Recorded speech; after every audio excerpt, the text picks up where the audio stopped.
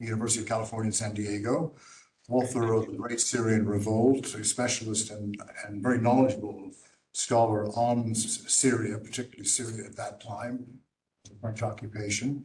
And our students have read chapters of your book and articles, and I'm going to ask them to start asking you questions in a second. But first, I want to ask you, what made you want to write this particular book?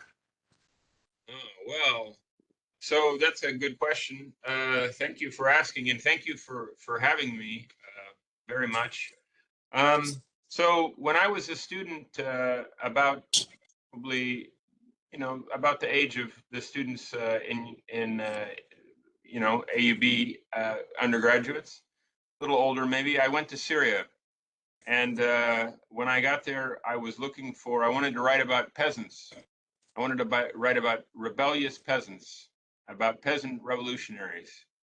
And so that was my wish. And so I went to Hauran and to Sueda and tried to look for rebellious peasants, and I found them.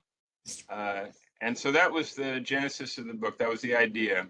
The Great Syrian Revolt seemed like kind of a peasant revolution. I was interested in ordinary people, not in fancy ayan and notables, and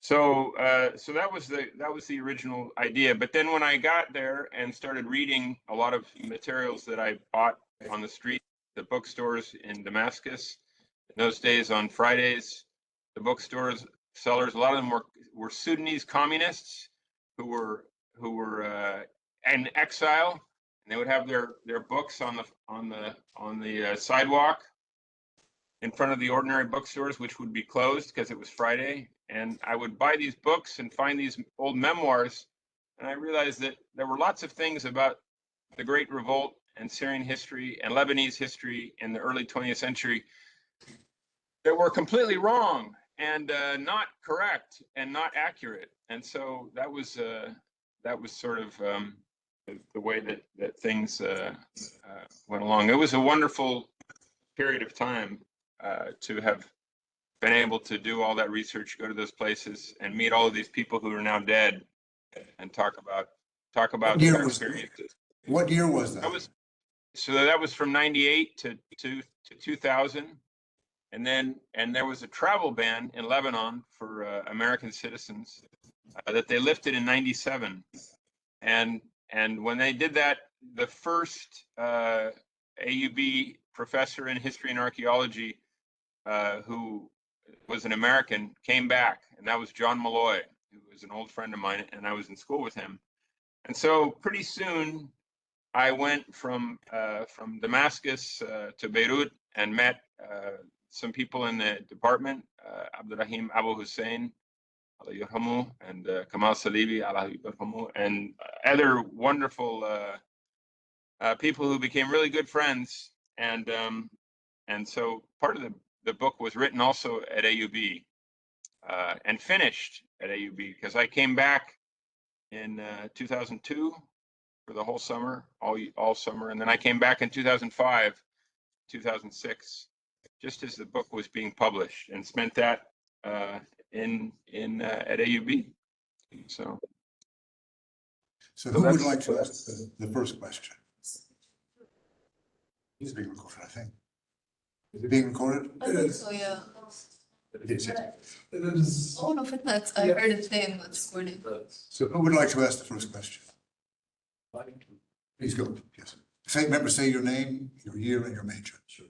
So, hello, Professor Michael. My name is Marcel. I'm a third year. Full name. My name is Marcel Shaya. I'm a third year economics student. My question is, you emphasized that many rebel leaders were Ottoman trained officers who shared the common education and worldview. Do you see the Ottoman military education system as having unintentionally produced the very anti-colonial revolutionaries who would later resist European mandates? In other terms, what role did it play to have this education system? Was it a huge role in having this anti-colonial spirit with the revolutionaries? ask the last part again one more time because I didn't catch it. Of it, please. Sure. So, do you see the Ottoman military education system as having unintentionally produced the very anti-colonial revolutionaries who would later resist European mandates? What role did it play in the education system?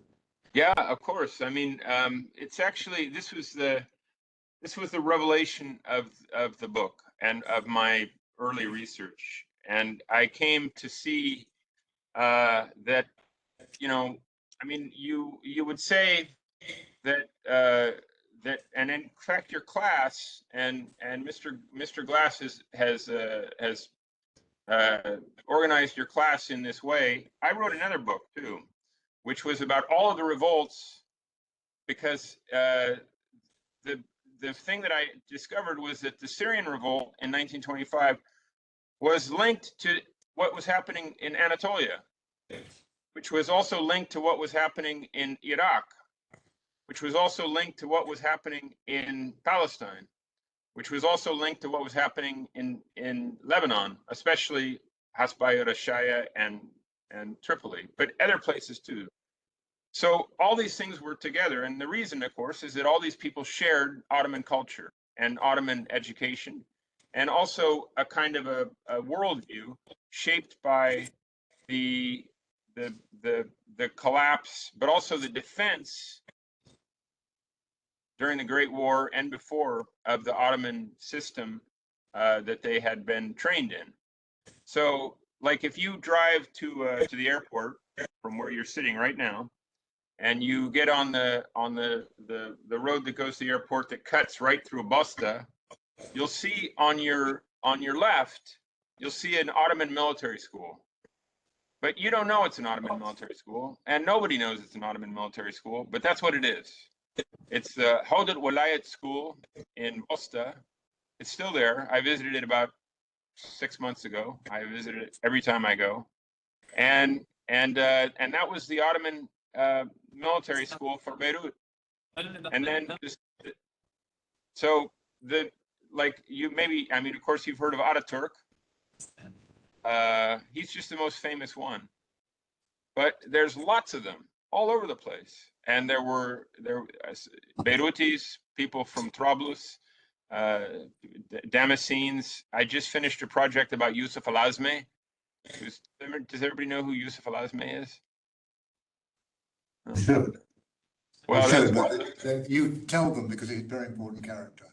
Yeah, so Yusuf Al-Azmi is the founding hero of Syria, and he died fighting General Gouraud, the one-armed French general who lost his arm in Gallipoli, fighting these same people. And then Yusuf Al-Azmi and the French army went from Beirut to Stura to over the Litani through Majd al-Anjar and to a place called Maysalun in July of 1920. And Yusuf Al-Azmi was there and he died. And so he's the founding hero of Syria, except for he was married to a Turkish woman, lived in Istanbul, had spent his entire life in the Ottoman army, and had only been in Damascus for about 3 months when he came back to, well, 6 months, when he came back to die and be the martyr of the defense of Syria against the French invasion. So if you go to Damascus, and I hope all of you can, I went when I was in Beirut last year, and you'll go to a place called Saad Yusuf Al-Azmi, and there he is. There's no statues in Damascus anymore, except for Salah ad-Din and Yusuf Al-Azmi. All the statues of Assad, gone. And that was the only statues there were. There was Yusuf Al-Azmi, Salah ad-Din, and Assad. And now there's just Yusuf Al-Azmi and Salah ad-Din. Yusuf Al-Azmi was Faisal's Minister of Defense. Exactly right. Correct. Right. Exactly right. French, yeah. That's right. So who has the next question? Can I ask a second question? Yes, you may. Yes. I just have a second question, if that's okay. So Professor Charles Bass draws parallels between the 1925 revolts and the Syrian uprising of 2011 in his speech at the Chalk Valley History Festival. So I just want to ask, from your perspective, are such comparisons historically useful, or do they risk oversimplifying distinct historical contexts? Wow, ouch. So you're taking on your professor over there, huh? It's okay, that's what they're paid for. That's what you're supposed to do. Maybe yes, maybe no. I mean, you know, we have to be judicious, and I mean, of course, Professor Glass has a vast experience in making useful comparisons in historical events. So I think we can trust his historical judgment. Now, I mean, it happens that the Great Syrian Revolt happened exactly 100 years ago. And so that's a sort of a coincidence that happens to be interesting. That the end of the Syrian Revolution of 2011 was in December of 2024, and the Syrian Revolt of 1925 started 100 years ago, a couple months, in August. So, I mean, certainly the comparisons I think are all, there's lots of worthwhile comparisons and interesting things. But there's also things that are complicated, like the revolts or the what do I call it?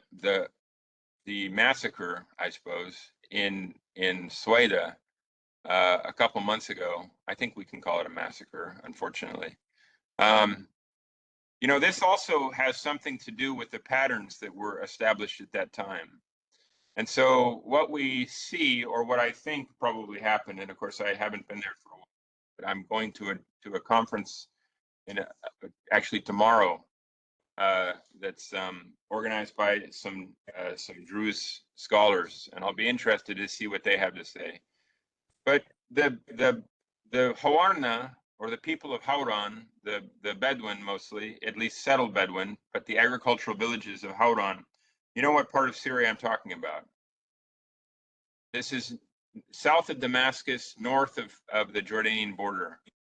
And it's fertile, and there's a lot of, and it's the area that the Druze of the mountain, Jabal Druze, Jabal Arab, Jabal Hauran, that they dominated.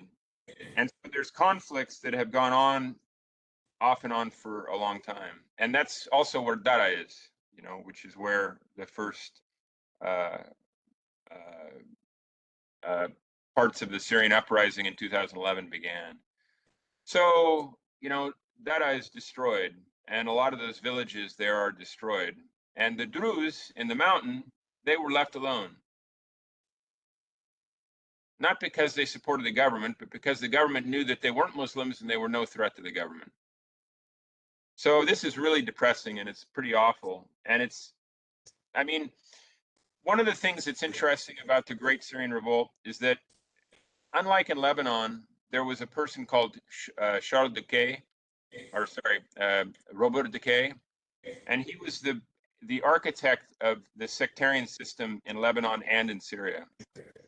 Except in Syria, it was destroyed, and the Great Syrian Revolt was the thing that destroyed it.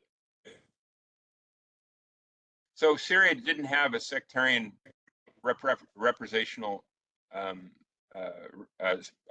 proportional representation system like Lebanon, and it's because of the revolt. So, this is a complicated question, and maybe I should stop so that you can ask other questions. I get started on, Professor Glass should stop me because I get, I've actually learned, I didn't know about Robert Duque. I'm fascinated. Yeah, he's a real villain. I've got a document here which actually has his signature on it. Where did I do with it? A crazy document. So you can see this. Can you see his name down at the bottom? Barely, because it's a bit too bright. Yeah. Okay. So Now, this is see it better now. See it better now. Yeah. Yeah. So this is the Druze Constitution of 1921, signed by Robert Decae. And what he was trying to do is essentially do in Syria what he did in Lebanon, which is separate every religious grouping. You know, there are 17 religious sects in Lebanon. Do you know who? Can you name them? No one can. You know who invented the 17 sects? Him? Robert Decae. He was the one who invented them, and he was the one who designed the system. So, you know, and it's kind of unbelievable because, you know, it's just one person, and he's there for like, I don't know, 2 years, and then he becomes the accredited representative of France to the League of Nations for the next 26 years. He never goes away. He also steals an unbelievable amount of money from Lebanon and from Syria, and his family is rich until today with the money that they extracted from your country. So he's, you know, he's the worst villain that nobody's ever heard of. Anyway, so the sectarian divisions that are, you know, making it very difficult to have a good life in Syria for people today are, in a way, the inheritance of the mandate and of decay, I would say. How's that for depressing? It's very informative. Now, who would like to ask the next question? Thank you. Safwan, you go ahead, and then Hello. full name, year, and major. Hello, Professor. Thank you so much for your time. My name is Safwan Bagdalanza from Jordan, media student, the senior. You have compared between the revolts in Syria in 1925 and uprising in 2011. I wanted to ask you, do you think in today's conflicts, like in Syria and the region, is going to the same cycle of foreign control and local repression? And if you think so, why do you think Jordan, from other countries, like however it's close to Syria and Lebanon, wasn't involved in the same chaos that Syria have been through? Yeah, the cycle of local control and Local repression and foreign control. yeah, well, I mean, of course, Jordan, you know, I mean, so I mean, I'm a historian of the French Mandate, really, but also all the mandates. So hang on a second here. I'm just.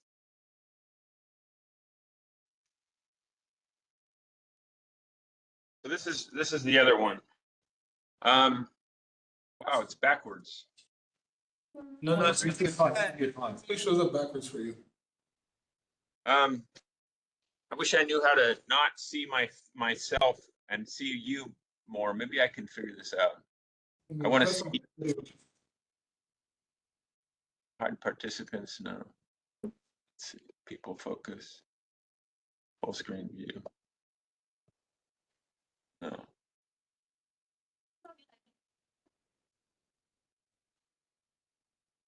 Okay, that's better. Well, I mean, the mandates are the period. I mean, I guess that as I say, a lot of the repression, a lot of the structures of rule date back to that period. Of course, you know, King Abdullah's great grandfather was Abdullah the First.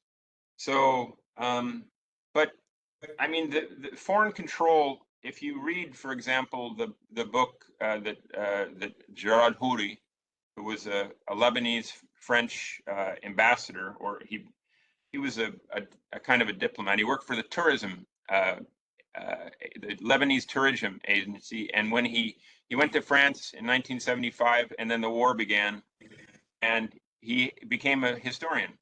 So he wrote this wonderful book about Robert Decae, and he finds that actually the reason that Jordan is tiny, Lebanon is tiny, Syria is shaped weirdly, is that there was an intentional desire on the part of people like Robert Decae, but others, to make the states weak, small, and illogical.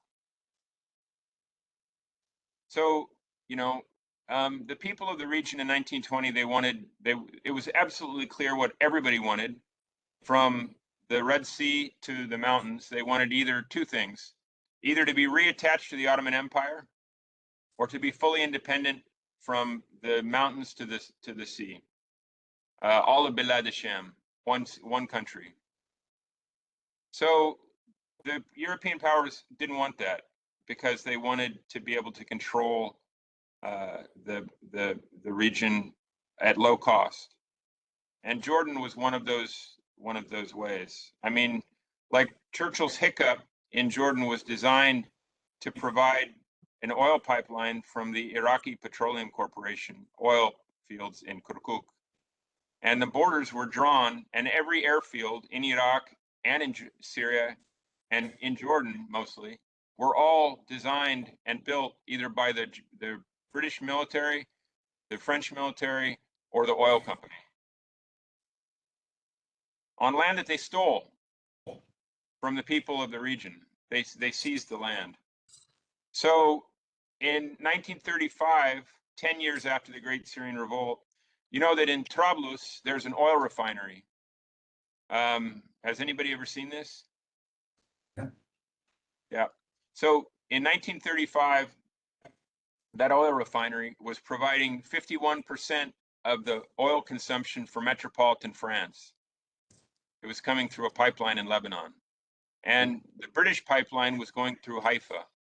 So they built an oil pipeline that went through Churchill's hiccup, and that became one of the most important assets of the Second World War.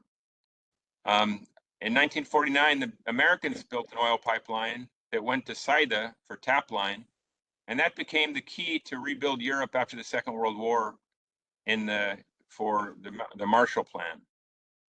So the countries of the region were designed for these purposes, not for the purposes of being good and stable and happy places for their citizens. So, I mean, this makes me so angry that I can hardly stand it, and I can't get over my anger. You know, the longer I've spent in the archives, French archives, British archives, League of Nations archives, even Lebanese National Archives, Syrian National Archives, the longer I've been in the archives, the angrier I get. And I'm almost 60 years old, and I've been doing this, you know, since I was your age. And I'm just getting angrier and angrier and angrier. The only way I can get any relief from my fury, of course, there's lots of things to be furious about right now that I'm sure you're furious about also, and you should be furious. The only way I can get any relief is to come to Beirut and spend time with students like you at AUB. And that gives me some relief from the fury that otherwise comes me when I'm in the United States. So thank you for the question. I hope I answered it. Thank you. Yes, thank you so much. Ali? Hi, I'm Ali Ajloush. I'm a third year computer engineering student, and my question is, it's really about it's more 1925 Syria. So the people of Damascus ended up conspiring with the French during the Mandate. However, the French ended up bombing Damascus, almost started bombing Damascus. Why do you think the people of Damascus decided to conspire with the French rather than join the rebels? Well, it's a good question. I mean, you know, you could ask the same question in 2012. I mean, that's the thing. It's a known thing that the people of Damascus tend to, you know, not oppose the current regime. well, I mean, we don't want to be too unkind because I mean, there were lots of people then in 2012 and also in 1925 who did. But I mean, when you go to Damascus, you know, Shukri al-Kuwatli was the first Syrian president after independence. And the Kuwatli house used to be just, do you know, have you visited Damascus? No, I have not. Not yet. Well, So there's a big covered souk. Damascus still has its souks, not like Beirut.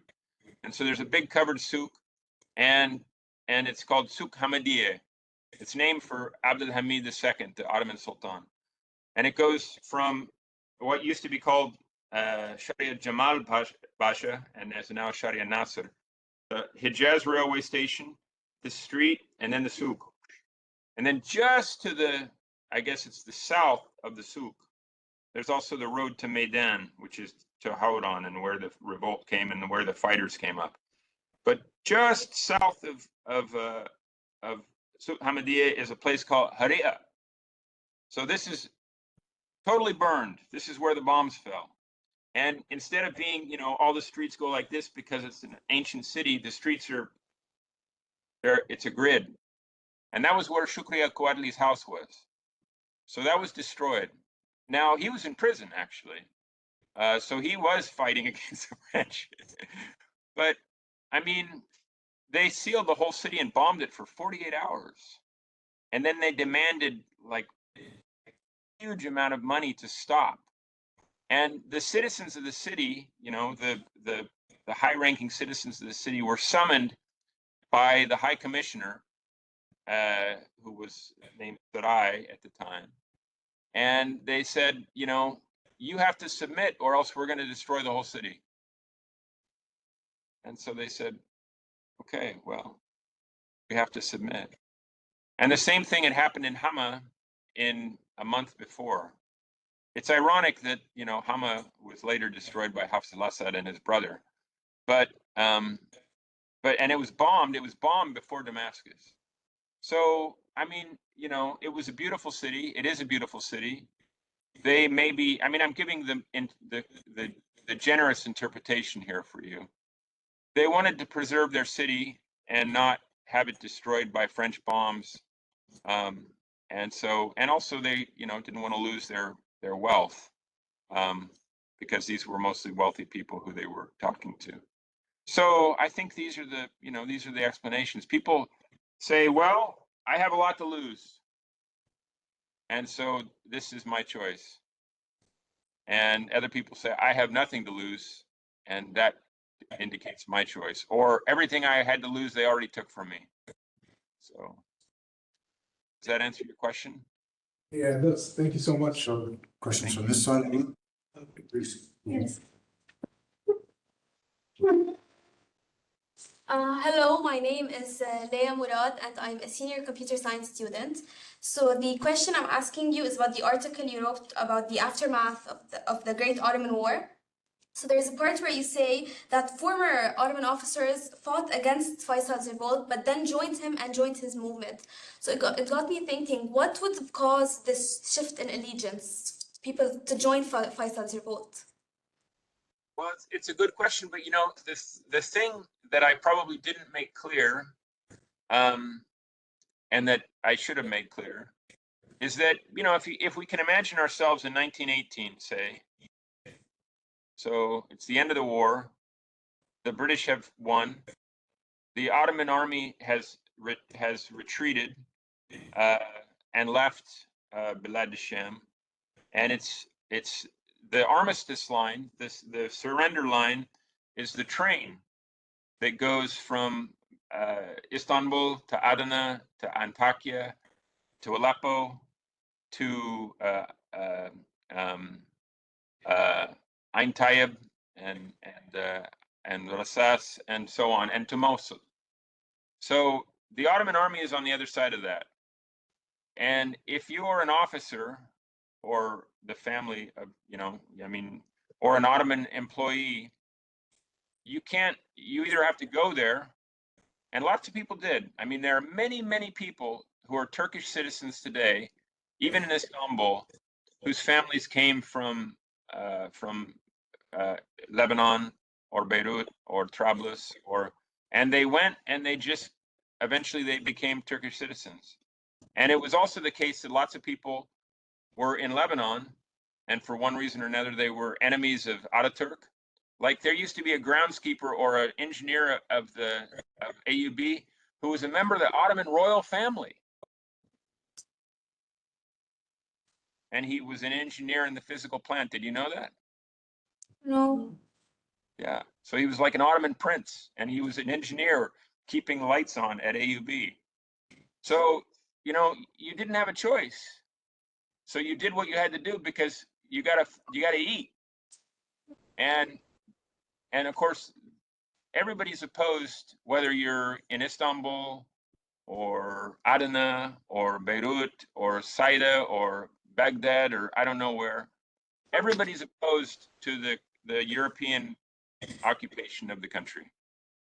So you just, you know, you join whoever is opposed. People are not saying, no, wait, I'm a Turk. I can't do that. No, they don't say that. Or wait, I'm an Arab. I can't do that. No, they don't say that. I mean, you can see how it makes sense, I think. But then later on we think, oh, but this person was, you know, they were Orthodox. How could they do that? It's impossible. No, of course they did it. You know, the circumstances of their lives and what was happening made it, they didn't even have to make a choice. They took the only choice they had. So does that make sense? Yeah, that does. Thank you. You're welcome. Thank you. Do I stand there? I can't see you, but it's okay. I can hear you. Come somewhere where you'll. You can roll it back. On the table from the television table. You can hide it. So you guys are all computer science and media studies, No historian from this class. not historians. Oh, that's fabulous. So, I mean, you know, when I come there, students like you never come to talk to me. So this is a rare treat. Good. We did see. Okay, now go ahead. Shoot. Hi, Professor. My name is Shadin. Chapter one. My name is Shadin Abdel Karim. I'm a political science student. I am a junior. I wanted to ask you, you described the revolt as rural and popular movement rather than an elite nationalist. Why do you think earlier historians overlooked that aspect? Because they were elite nationalists. But I mean, there are a lot. They were all mujahids. I'm sorry, go ahead. I mean, the leaders of the revolts and the movements mostly have titles or are elites, actually. So why do you think it's more described as rural and popular rather than a movement made by the Syrians against the Syrians, against the Ottoman? Yeah, the French mandate. Well, so I mean, you know, we can see this happen a lot. So, like, people of your generation go out on the street and protest something that they like. I remember when there was the garbage protests. Because do you remember this? Some of you, a few years ago. Yeah. So the people of your own age group and generation are fed up and say, no, this country is not working for me. I don't accept it. It's no good. I'm really angry. My friends are angry. We don't like it. We want a better system or whatever, or some kind of situation like that. And you go out on the street and you protest. And then some guy comes along and he says, yeah, I'm the leader of this protest. And he might come from some political party that you've heard of, and you say, no, actually, you're not the leader, and we don't even want you. But you know, there's a certain amount of.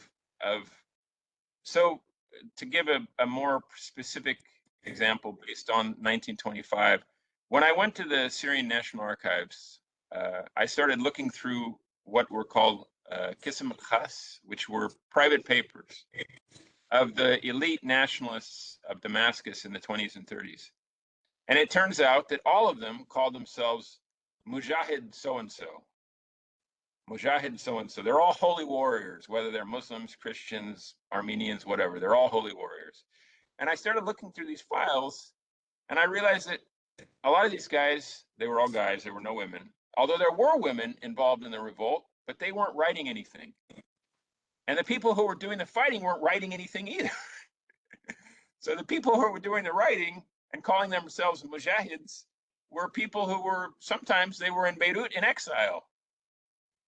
So the story is that the people who write about it give themselves a big role, and that's what we read, and that's how we think that they're in charge later on. And a lot of times they're not in charge, and sometimes they're not even there. But you know, it was pretty funny to see how they all nominated themselves to be, you know, Sayyid Mujahid al-Kabir, and and some of them were, you know, in Jeddah or Cairo or I don't know where. So, this, have I answered the question? Yes, a part of it. Do you think, apologies, do you think that if they would have chosen better leaders, more recognized leaders, and who like have, who are more respected by the different governments and the different, the other side, do you think that the revolt would have been like shorter and they didn't have to prolong it? Well, I mean, it lasted. The French were very brutal. So, I mean, if I don't remember, if I'm not mistaken, they hanged 350 people in downtown Damascus in 1 year. And a lot of times those people they hanged. This is not the Ottomans. The Ottomans never did anything like that. This is the French. So, you know, and they hanged people who they just caught sometimes in their fields because they, you know, they wanted to hang somebody. So, I mean, it's hard to know how colonized people can. I mean, I'm not. You know, I've been studying things like this for a long time. So, armed intifadas against colonial or occupying governments, I wouldn't join, because you know the odds are really not good, and the sacrifice is really too big, and too painful. I mean, you know, we can see this on television, obviously, and so I think that, you know, Sultan al-Atrash was an inspirational leader that people all over Syria and Lebanon and everywhere else, including Cairo and Jordan and Palestine, people really admired him. So he was an inspirational leader for sure. And you know, I don't have a picture of him, but you know, he's a interesting. Actually, I do right here, right on my desk. Let's see. It used to be on the mantle downstairs, and my wife, she said, "Leave it on the mantle. He's a member of the family." But I keep it up here. So, I mean, you know, it's hard to know how they could have been, how they could have done a better job, how they could have been luckier, or what they did wrong. I mean, if the Turks, if the Ottoman, you know, if Ataturk had shipped weapons to Syria, which they did not do, and provided them with weapons to fight the French, it might have been different. But you know, I think that leadership was not the problem in 1925. Thank you. Thank you.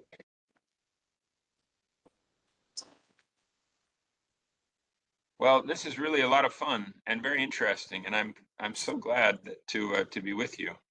So, Hi, Professor. Hi.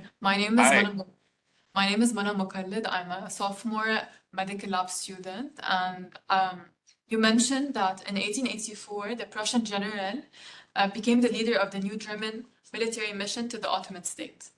And this was like a turning point in the European/Ottoman relation, basically, as a whole. But I wanted to ask, what were the political motives behind this German aid or German interference? Like, were there actual deeper motives behind this? It's a very good question. You guys are just, I mean, you know, this is a good lesson for me, because I have to say that on a general level, I'm biased in favor of history students. But when non-history students, I mean, you know, it's normal, right? History students are my people. But I see that non-history students can read, can ask very good, deep, penetrating historical questions. And so this is a worthwhile lesson for me. So thank you. Yeah. So there's two things that happen at that time. The British become unreliable from the Ottoman perspective. They do things like take Egypt. You know, Egypt is an Ottoman province, and for most of human history, Egypt is the richest country in the world because of the bounty of the Nile. So in the Egyptian government of the descendants of Mehmed Ali are sending huge amounts of money and taxes to the Ottoman center. But in 1882, the British invade, they occupy the country, and they incorporate it into the British Empire. And they take Cyprus, and the so-called Russo-Turkish War in the Balkans takes place. And in 1870, France and Germany fight a war, the Franco-Prussian War, and Germany is unified. And the Sultan, Abdulhamid II, says, yeah, these British are no good. They say they're my friend, they're not. The French, not really my friend. They came and tried to take Lebanon, you know, the Mutasarrafiyya Jabal Lubnan at this time. So Abdulhamid asks from Bismarck, he says, I would like to have a military mission to come and help us reform our Ottoman army. And Bismarck says, well, I don't know that that's a good idea. And then they say, well, okay, but you're going to pay them and put them in uniform and stuff like that. So like this guy named Golds Pasha, he comes. And whenever you see a picture of him, he's got a tarbouch on. So he's wearing an Ottoman uniform, but he's German. They're 100% Prussian. And so these people, you know, come and so like the generation of Ottoman officers that are fighting in the 1925 revolt, all of them spoke German really well. They were all fluent German speakers, usually French too, but definitely German. And some of them had spent time in Germany, and some of them had even fought in Central Europe during the Great War. So they sent Ottoman soldiers to what is today Ukraine to fight the Russians in 1917 and 1918. So it was, you know, it was a pretty serious alliance, even before the First World War. So, but they used to have an expression. Professor Glass has heard this expression. He'll explain it to you, I think. Perfidious Albion. It's a French expression. Yeah, it's a French expression. It means lying Britain. So this is what is that a fair translation? Yes. And I mean, this is what Abdulhamid decided about. It was especially Prime Minister Gladstone that he considered a very dangerous person to the survival of the Ottoman state. So. Thank you. Hi, thank you for. Stand up and say. I just want to say thank you for your time. My name is Leah Nuruddin, and I'm a senior psychology major.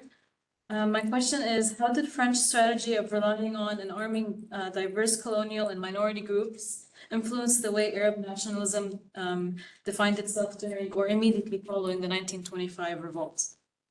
Yeah, that's a great question. Well, I mean, there's lots of layers there, I think.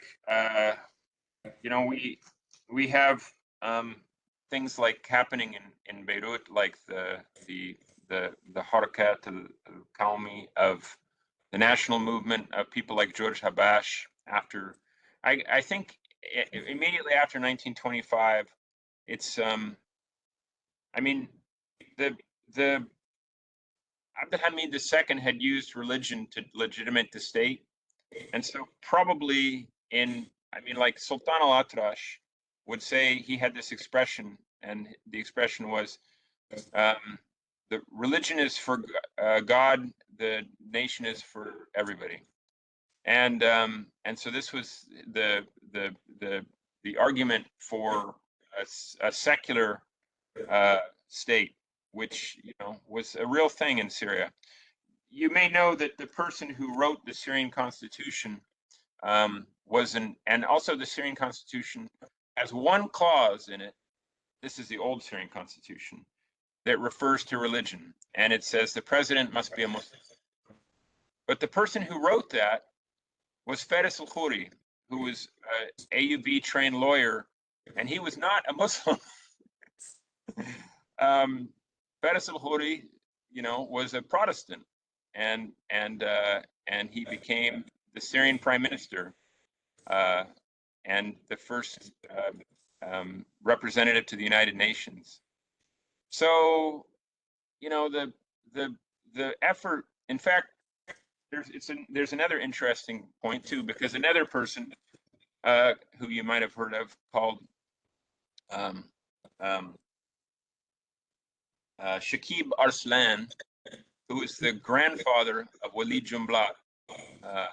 Shakib Arslan wrote a petition to the League of Nations, and he said, he's complaining about the sectarian system of proportional representation in the Syrian parliament. Is it clear? So this is the same system that exists in Lebanon, but they also did it in Syria. It was Robert Decay. And so Shakib Arslan writes to the League of Nations, and he says, your system is unjust, and we reject it. And we think that you should give us, or that we should be able to form our own parliament and our own electoral lists by party as we wish.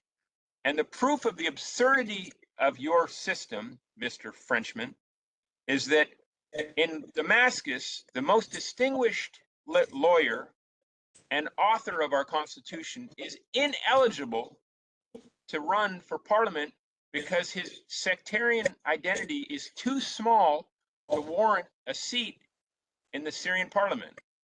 And of course, he's talking about Faris al-Khoury, who's a Protestant, who's a Presbyterian. And so in making the list, they excluded, you know, people who like a Syrian Christian, for example. So, I mean, you know, the amount of energy that people put forth to destroy these systems is kind of unbelievable. And yet, you know, a lot of bad things, you know, they couldn't succeed. They were too deep or too useful to powerful people or so on. But anyway, that's one answer. So thank you. More questions? Yes, please. Hi, Professor. My name is Yasmina Halawi, and I'm a third year nursing student. And my question is that if you were to expand this book, what direction or like what other aspects would you target? Well, That's a bit personal. it's a good question. You know, the book is kind of short, and but Professor Glass has when he writes a book, he has the luxury of doing whatever, you know. But I was trying to get tenure, and I needed to keep my job, so I had all of these materials, and but I had to finish the book in order to, you know, to make sure that I was tenured, and that they didn't, you know, fire me after 6 years of teaching.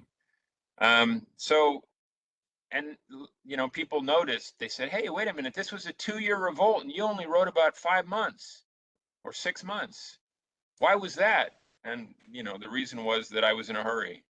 And in those days, I was always in a hurry.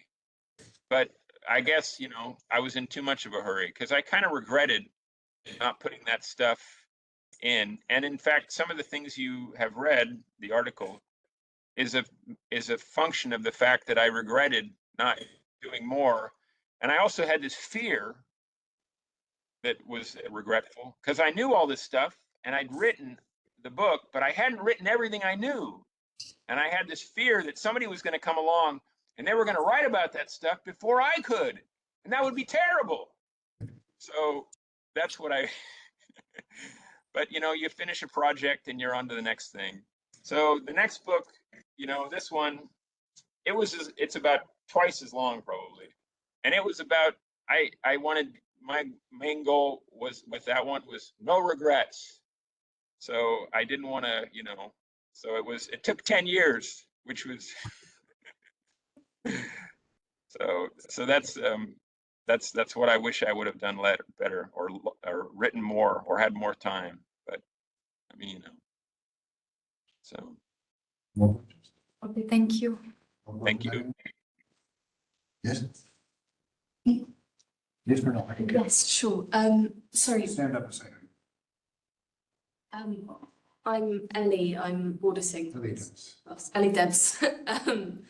And I wanted to ask, you said that when you decided that this was what you wanted to study, you had an inclination to study peasant revolts. And you sort of fell into Syria as a peasant revolt. What I wanted to ask was whether or not you think that inclination was a product of a change in historiography towards bottom-up history rather than the top-down or the big men approach to history. Well, that's a great question. I mean, there, you know, we have our formation as scholars, human beings. It's always some accidents.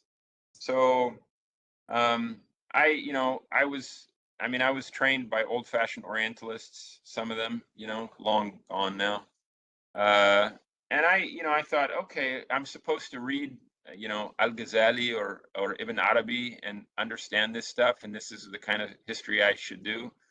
I couldn't do it, you know. I thought, no, I would read a book of philosophy or a philosophical text, and I'd think, no, this is just, no, I wish I could do it, but I can't do it.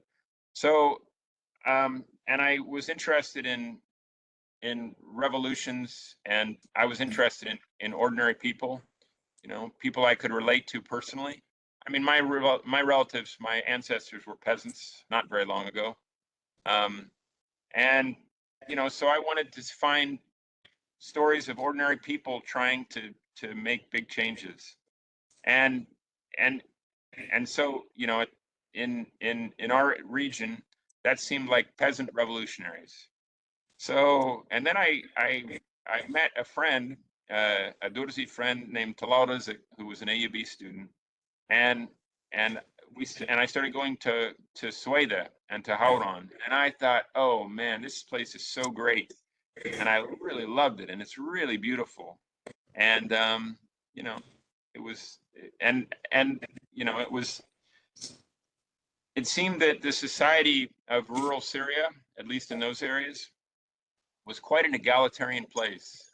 And, you know, I mean, sometimes people would say, yes, these are great families, you know, but they were mostly ordinary people. And even the great families in Hauran were living, you know, they weren't living in palaces, just a little bit bigger stone houses than other people. They had mudafis, but otherwise, you know, so I was, it was part, also I had to take a class in graduate school focused on India, and the Indian historians were all communists, and they were all elites. They were like the fanciest people in the country, but they were obsessed with peasants. And so, and it was really ridiculous because none of them had ever known any peasants, except for the peasants that, you know, that managed their parents' or their grandparents' estates. And yet they wrote peasant histories. And so I was kind of, you know, I thought, oh yeah, that's interesting. So these are some of the accidents. So it's a sort of a strange answer, I guess. Oh, it's interesting. Thank you. Any other questions? Before we go, I want to ask how it was that the rebellion began in Suez. It began with Sultan al-Atrash. It spread. Why did it spread suddenly? Not suddenly, but in time to the other communities, mainly to the Sunni Arabs and to some Christian. And then as it proceeded, some of the Sunni Arabs main leaders went over to the French. Now, how is it that Sultan al-Atrash had this huge following? How did he garner it? And then how did he lose it? I mean, he tried once before, which is the opening vignette of the book, and that didn't work. So, you know, he was I mean, for various reasons having to do with local politics and his own political, I think, vision during the Great War, he was for sure somebody who was advocating an independent Greater Syria, an independent Bilad al-Sham. And he was trying to get people to come around and and then in 1925 they were successful. And the reason that they were successful is because the French occupation was not popular.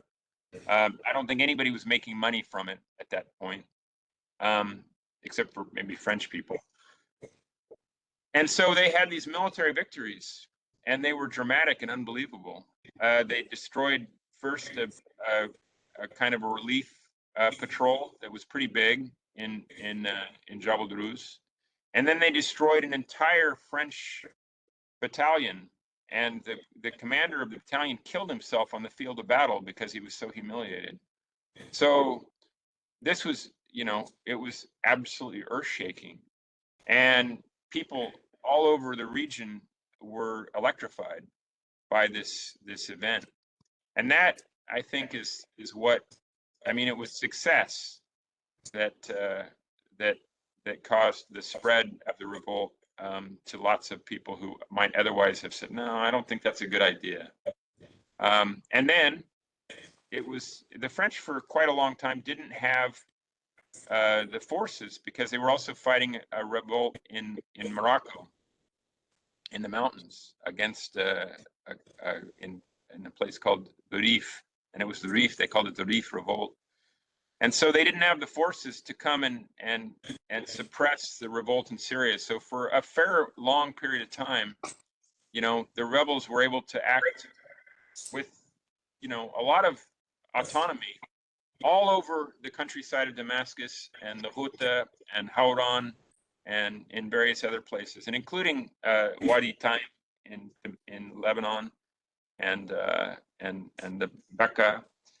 And so it took until the spring of they had weapons, they had airplanes, and they had cannons, and they shelled Damascus and they shelled Hama, but they couldn't really suppress it until they had this force. And then they brought massive, huge force, and it was irresistible and too destructive, and the brutality was too great. So that's the two sides of the coin, I would say. Where did the Kurds fit in that group? Well, they were far away. There were, I mean, of course, in Damascus, there's a neighborhood made up of Kurdish refugees called Akrad, also Muhajirin, and Shurkis, and these are actual neighborhoods in Damascus in Jabal Qasiyun up the mountain. But the Kurds at the time, I think, were, you know, fighting against forcible incorporation into a much less pluralistic Turkish Republican state than they had experienced under the Ottomans. So they were kind of doing their own thing in the Euphrates basin on the other side of the border, mostly at this time. I think it was the Sheikh Saad revolt. They did not link up, but